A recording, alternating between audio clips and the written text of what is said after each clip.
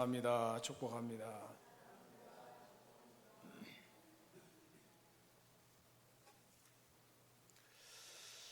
어떤 사람이 여행 중에 호텔에서 하룻밤을 자게 되었습니다. 무더운 여름인데 그날따라 밤에 불이 나가서 에어컨이 작동하지 않았습니다. 몹시 더웠습니다. 자다가 너무 더워서 창문을 연다는 게 그만 창문을 깨뜨렸습니다. 어떻든 시원한 바람이 불어오는 것 같았습니다. 잠을 푹 자고 아침에 일어났습니다. 근데 이게 웬일입니까? 창문은 모두 꽁꽁 잠겨 있고 창문 위에 놓여 있는 어항이 깨져 있었습니다. 창문이 깨진 것이 아니라 어항이 깨졌던 것입니다. 그러나 그 사람은 시원하게 잠을 잤습니다. 정말 시원해서 시원하게 잔 것이 아닙니다. 창문이 깨졌으니 시원한 바람이 들어오고 있다는 생각이 그로 하여금 잠을 잘 자게 만든 것입니다. 어떻게 생각하느냐, 이것이 매우 중요합니다. 모든 것이 생각하기에 달려있다는 것으로 이해할 수 있습니다.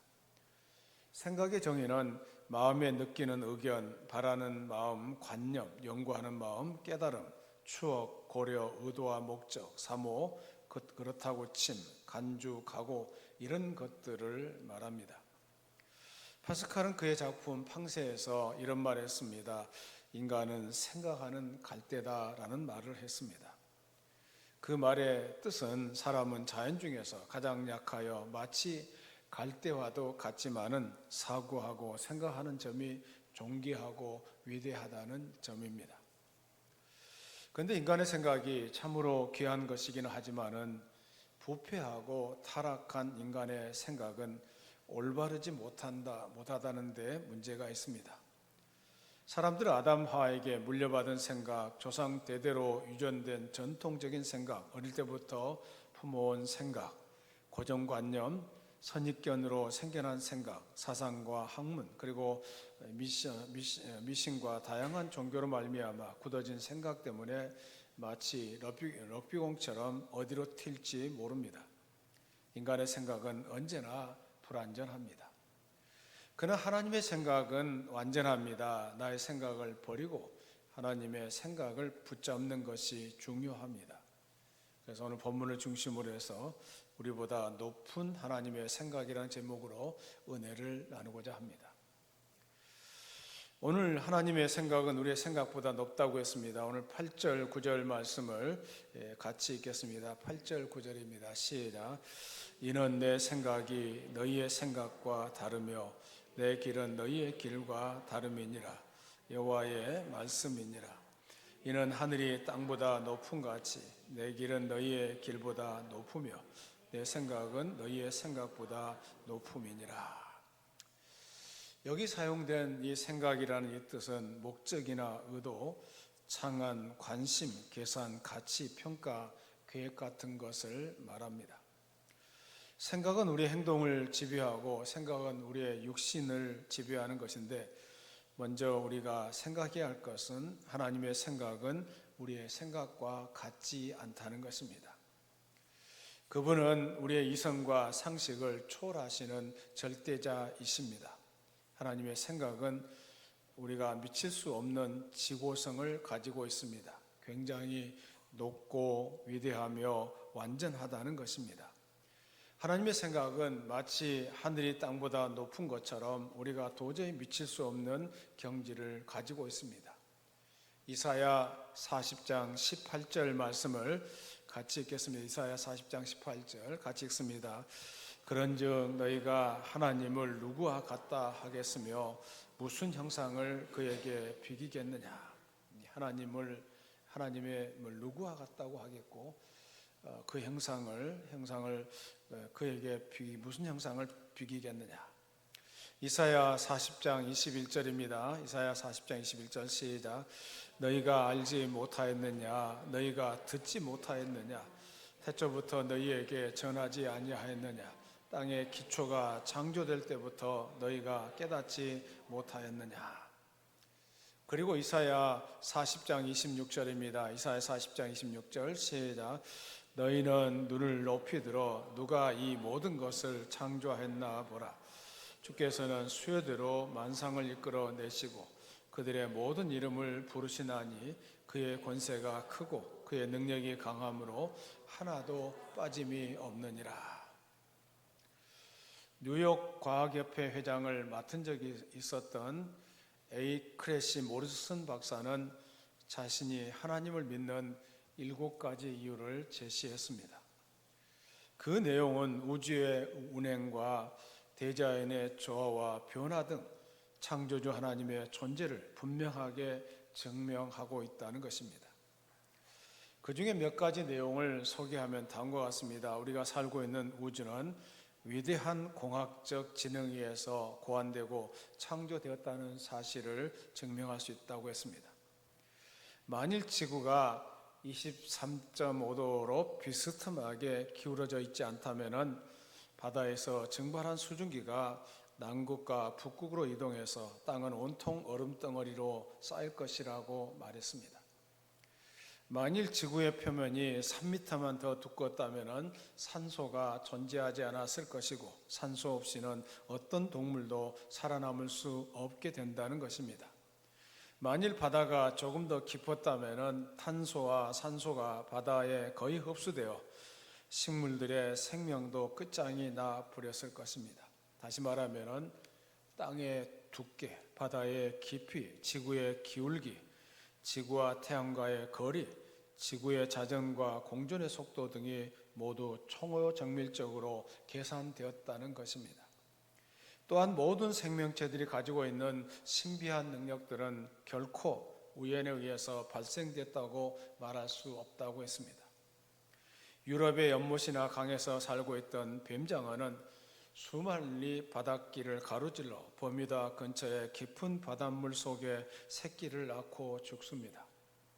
그런데 그곳에서 태어난 새끼들은 아무것도 배운 것이 없음에도 불구하고 자기 부모들이 떠나온 해안이나 강이나 호수로 정확하게 되돌아온다고 합니다. 장수 말벌은 메뚜기에게 정확하게 침을 놓아 시신시킨 뒤에 자신이 미리 파놓은 구멍 속으로 끌어들입니다. 이때 메뚜기는 완전히 죽은 것이 아니라 의식을 잃은 채 저장된 고기 형태로 살아있게 됩니다.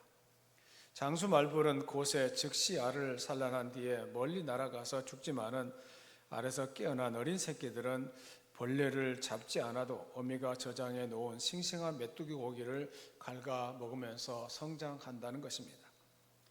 이런 신비로운 지혜와 기교는 창조주로부터 부여받은 것임에 틀림이 없습니다. 그 외에도 새들의 노래는 누가 가르쳐 준 것이며 아름다운 꽃들의 색깔은 누가 색칠해 준 것입니까? 수많은 과일들의 맛과 향기는 누가 낸 것이며 탐스러운 열매를 생산해내는 방법은 누구에게 배운 것입니까? 이러한 모든 자연현상들을 깊이 생각하면 할수록 창조주 하나님의 존재를 인정하지 않을 수가 없다는 것입니다. 그러므로 과학자 중에는 일반인보다도 하나님을 믿는 사람들이 훨씬 더 많다고 합니다. 생각하면 생각할수록 하나님의 생각이 얼마나 깊은지 알 수가 있습니다. 시편 92편 5절에서 시편 기자는 이런 고백을 했습니다. 시편 92편 5절 말씀을 같이 읽습니다. 여호와여, 주께서 행하신 일이 어찌 그리 크신지요, 주의 생각이 매우 깊으시니이다. 하나님의 생각은 우리보다 훨씬 더 깊으십니다. 오늘 8절 9절 말씀을 다시 한번 읽습니다. 8절 9절의 시작. 이는 내 생각이 너희의 생각과 다르며 내 길은 너희의 길과 다름이니라. 여호와의 말씀이니라. 이는 하늘이 땅보다 높은 것 같이 내 길은 너희의 길보다 높으며 내 생각은 너희의 생각보다 높음이니라. 우리의 생각을 하나님의 생각에 복종시켜야 한다는 것을 알게 됩니다. 하나님의 생각은 우리의 이성과 상식을 뛰어넘습니다. 그러므로 우리가 우리의 이성이나 생각대로 결정할 것이 아니라 하나님의 뜻을 구하고 하나님의 생각대로 순종한다는 것은 매우 소중합니다. 우리의 생각을 포기하고 하나님의 생각을 따르는 것이 얼마나 중요합니까? 그런데 우리가 이런 하나님의 뜻을 알지 못할 때가 얼마나 많습니까? 요한복음 11장에 보면은 나사로가 병들어 죽었다가 다시 살아난 사건이 기록되어 있습니다. 예수님의 친구 나사로가 병들어 죽게 되니까 누이 동생들은 예수님께서 지금 즉시 오셔야 한다고 사람을 보냈습니다. 사람을 보내서 말합니다. 주여 보시옵소서, 사랑하시는 자가 병들었나이다. 그 누이들은 이 말을 듣고 예수님께서 곧 달려올 것으로 기대했습니다. 그런데 예수님은 나사로가 병들었다는 말을 듣고도 그 계시던 곳에 이틀을 더 유하셨고 나사로는 결국 세상을 떠났습니다. 마르다와 마리아는 슬픔에 잠겨서 죽은 지 나흘 후에 오신 예수님을 향하여 주께서 여기 계셨더라면 내 오라비가 죽지 아니하였겠나이다 라고 말했습니다. 그러나 우리 예수님은 나사로의 죽음이 하나님의 영광을 위한 것이라는 것을 알고 계셨기 때문에 이렇게 행동하신 것을 알 수가 있습니다. 마르다와 마리아가 이러한 예수님의 생각을 알 수 있었겠습니까? 나사로의 죽음 앞에서 예수님은 마르다와 마리아가 이해할 수 없는 높은 생각을 가지고 계셨던 것입니다. 하나님의 생각의 위대성은 유대성과 지고성과 초월성과 절대성 그리고 완전성을 우리는 다 이해할 수가 없습니다. 창세기 37장 이하에 보면은 요셉이 형들에게 애굽의 종으로 팔려가는 장면이 기록되어 있습니다. 물론 배가 다른 그 어머니들이지만은 그는 아버지가 한 아버지잖아요. 그래서 형들에게 종으로 팔려가는 요셉의 현실이 얼마나 기가 막힙니까? 그리고 이 사실로 얼마나 마음에 상처가 되었겠습니까? 그 순간에 그는 이것이 하나님의 뜻이라고 이해할 수 있었겠습니까? 하나님이 살아계신다면은 나를 이런 모습으로 인도할 수가 있을까? 신앙의 회의도 생겼을 것 같습니다. 요셉은 노예의 신분에서 이제 억울한 누명까지 써서 죄수의 신분으로까지 전락했습니다. 정말 통곡할 만한 일입니다. 그러나 이런 상황 가운데서도 요셉은 하나님을 바라보았고 하나님의 뜻을 구했습니다. 이것이 바로 요셉의 위대한 점입니다. 13년 이상의 세월이 지난 후에 양식을 구하기 위해서 애굽에 온 그 형들에게 요셉은 이렇게 말했습니다. 창세기 45장 5절부터 8절 말씀을 같이 읽겠습니다. 시작. 당신들이 나를 이곳에 팔았다고 해서 근심하지 마소서, 한탄하지 마소서.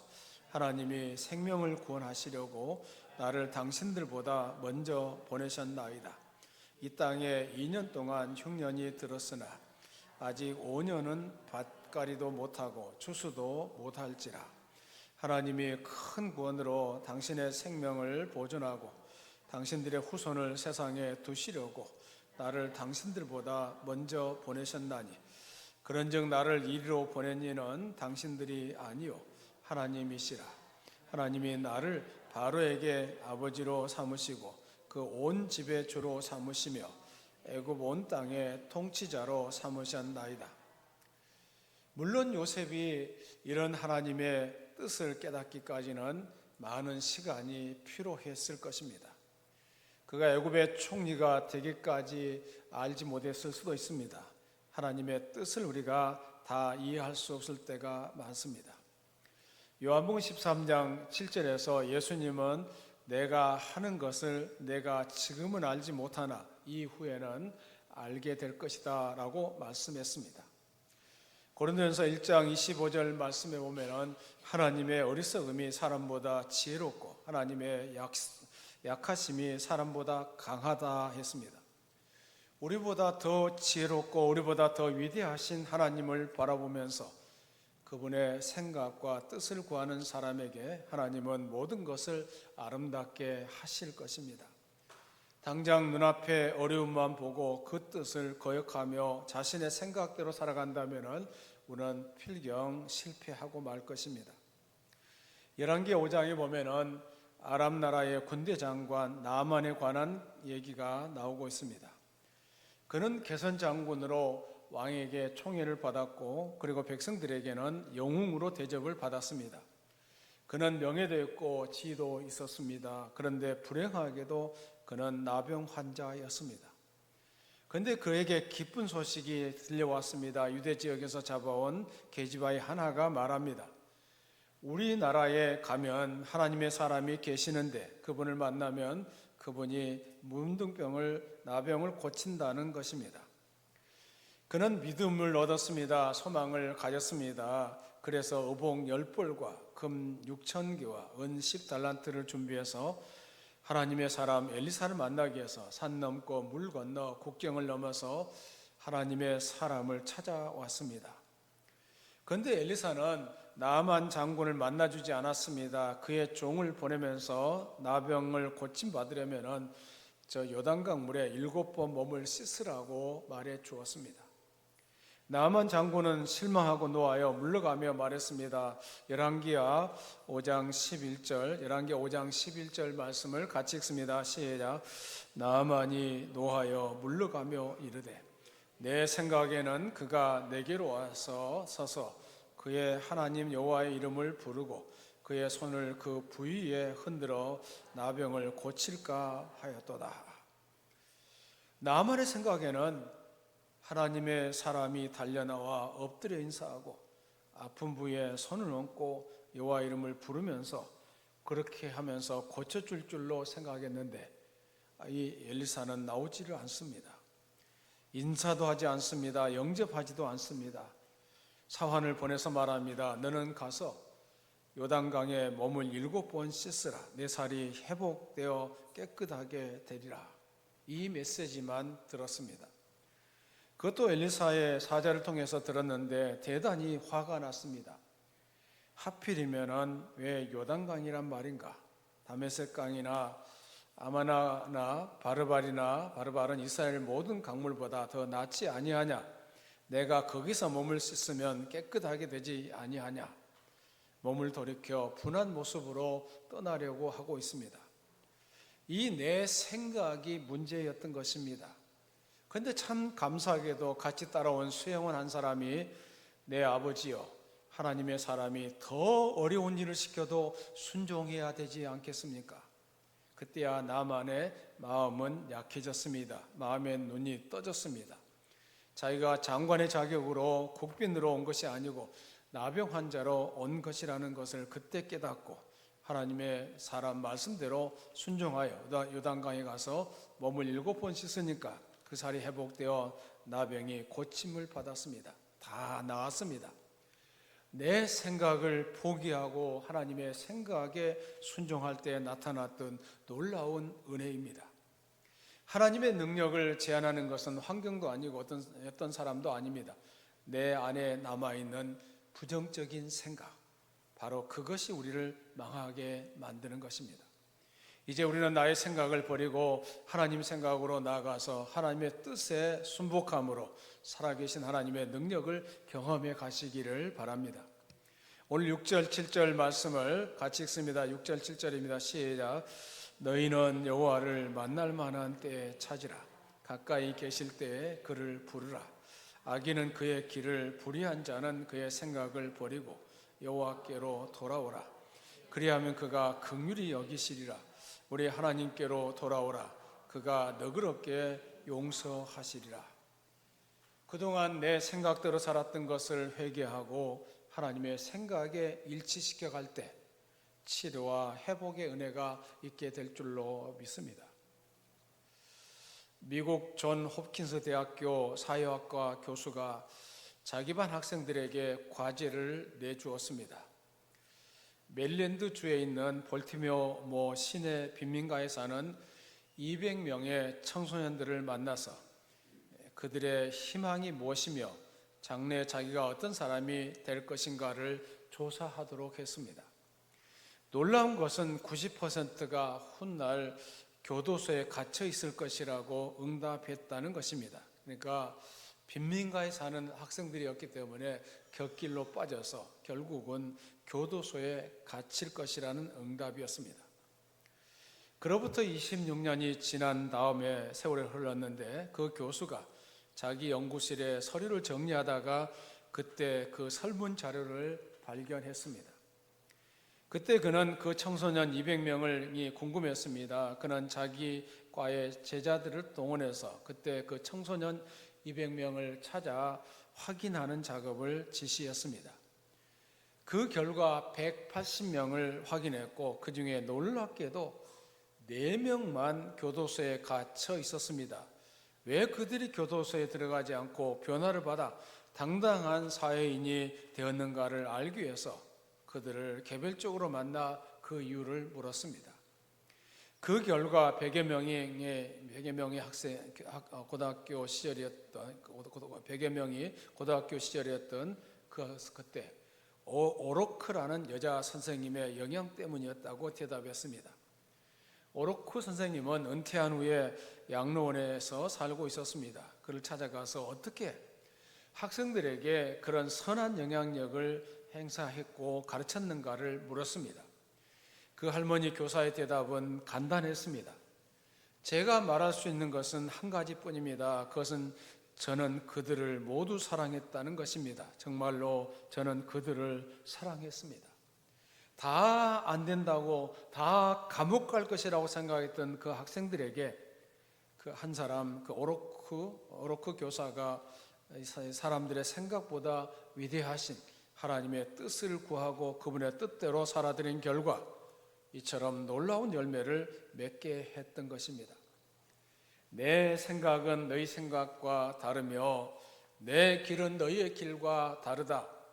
이 말씀을 항상 생각하시면서 내 생각을 접고 하나님의 뜻과 하나님의 말씀에 일치시키는 삶을 살아가야 할 줄로 믿습니다. 그리고 하나님의 뜻은 반드시 실현된다는 것을 말씀하고 있는데요. 10절, 11절 말씀을 같이 읽습니다. 10절, 11절 시작. 이는 비와 눈이 하늘로부터 내려서 그리로 되돌아가지 아니하고 땅을 적셔서 소출이 나게 하며 싹이 나게 하여 파종하는 자에게는 종자를 주며 먹는 자에게는 양식을 줌과 같이 내 입에서 나가는 말도 이와 같이 헛되이 내게로 돌아오지 아니하고 나의 뜻을 이루며 내가 보낸 일에 형통함이니라. 이 말씀은 비가 내려서 열매를 맺고 곡식을 우리에게 주는 목적을 달성하는 것처럼 하나님의 말씀을 통해서 나타나는 하나님의 생각은 절대로 헛되이 되돌아오지 않은 법이 없다는 것을 말씀합니다.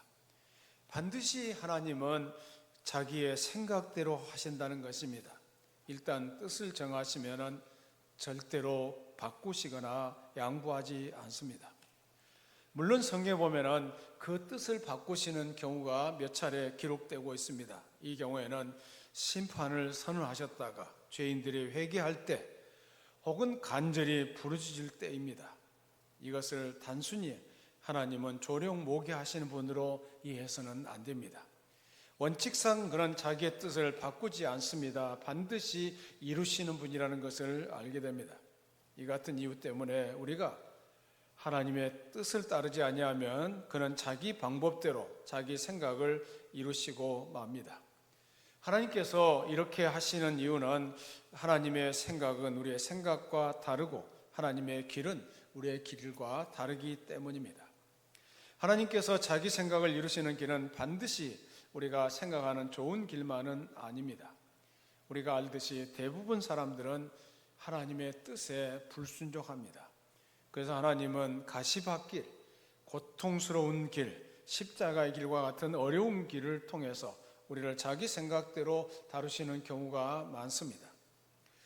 그러므로 사랑하는 여러분, 하나님의 생각과 충돌하려고 들지 마시고 하나님의 생각과 싸워서 이기겠다는 그런 생각도 하지 마시고 그리고 하나님 앞에 겸손하게 순종하는 것, 이것이 여러분에게 큰 도움이 될 줄로 믿습니다. 여러분은 헬런 켈러라는 사람을 잘 아실 것입니다. 그녀는 눈이 멀고 듣지 못하고 말을 못하는 삼중고의 불구였지만 그 누구보다도 보람된 삶을 살았습니다. 그녀는 이런 말을 남겼습니다. 우리 모두가 성인이 된 다음에 잠깐이나마 눈이 어두워져서 보지 못하고 귀가 멀어져서 듣지 못한다면 영적으로 오히려 퍽 유익이 될 것이다. 왜냐하면 눈이 얼마나 귀한 것인가를, 귀로 듣는 것이 얼마나 감사한 것인가를 깨닫게 될 것이기 때문이다 라는 말했습니다. 하나님께서 사용하시는 방법이 이 헬런 켈러의 말과 상통할 때가 많습니다. 하나님께서는 당신의 생각과 우리의 생각이 너무 다르면 우리의 귀를 멀게 하고 눈을 닫아버림으로써 자기의 뜻을 성취시킬 때가 많습니다. 다시 말해서 하나님은 눈앞이 깜깜한 것처럼 암담한 상황 속에서 우리를 빠뜨리시는가 하면은 세상의 말이 하나도 들리지 않는 고독 속에서 우리를 가둠으로써 자기의 뜻을 차근차근 이루어 가신다는 것입니다. 지나간 세월 한번 돌아보세요. 우리의 뜻대로 된 것이 과연 몇 가지나 됩니까? 암담한 순간, 쓰라린 아픔, 말 못할 고통, 우리의 불순종 때문에 당신의 방법대로 하셨다는 것을 알 수가 있습니다. 고난당해 보았기 때문에 우리는 감사하게 됩니다. 그리고 돈이 없었던 때가 있었기 때문에 나중에는 불과 단돈 몇천 원을 들고도 눈물을 흘리면서 감사하는 아름다운 사람의 모습을 보게 됩니다. 하늘처럼 보이던 남편이 졸지에 몰락하여 낭떠러지 아래로 처참하게 떨어지는 모습을 보자마자 비로소 남편에 대한 진한 애정을 느끼는 부인도 있습니다. 세상에서 실패를 모르고 승승장구하던 형제가 난관에 부딪혀 자초했을 때 비로소 하나님을 인정하는 겸손한 하나님의 사람으로 변화되기도 합니다. 그래 하나님은 이 세상의 것보다도 영원한 것에 더 관심을 갖고 생각하는 하나님의 자녀로 우리를 만들어 가시는 것입니다. 우리는 자신의 생각과 자신의 교만을 버리고 하나님께로 나아가는 그런 모습이 되어야 할 줄로 믿습니다. 내 생각이 잘못됐다고 이렇게 고백하면 좋겠습니다. 나의 생각은 끝없이 어리석었지만 하나님의 생각은 지혜로웠습니다. 하나님의 생각대로 된 것을 감사합니다. 내 생각대로 되지 않은 것을 감사합니다. 그리고 이제부터 제 생각을 고집하지 않고 버리며 당신의 생각을 따르겠습니다. 1791년 11월 4일 조지 워싱턴이 이끄는 군대가 세인트 클레어에서 대패를 당했습니다.